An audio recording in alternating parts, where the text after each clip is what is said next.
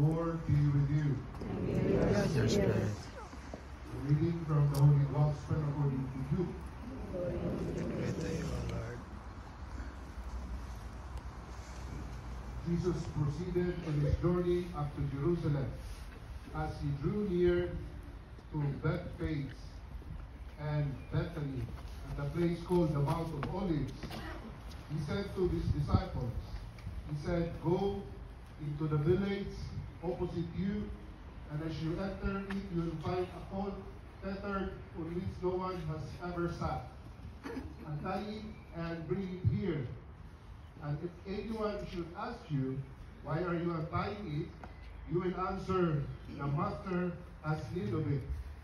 So those who had been sent went off and found everything just as he had told them. And as they were untying the colt, its owner said to them, "Why are you untying this colt?"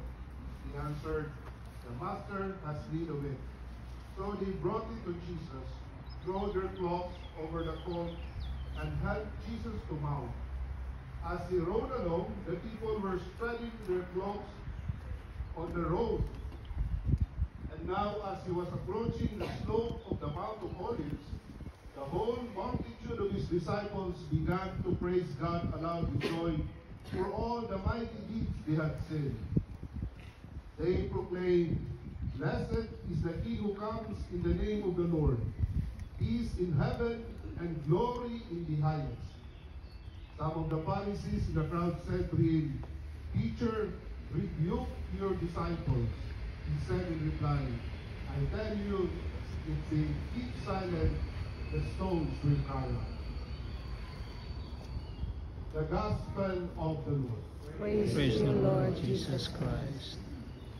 Brothers and sisters, like the crowds who acclaimed Jesus in Jerusalem, let us go forth in peace. In the name of Christ. Amen. Amen. Handa na po tayo, babalik po sa loob ng simbahan.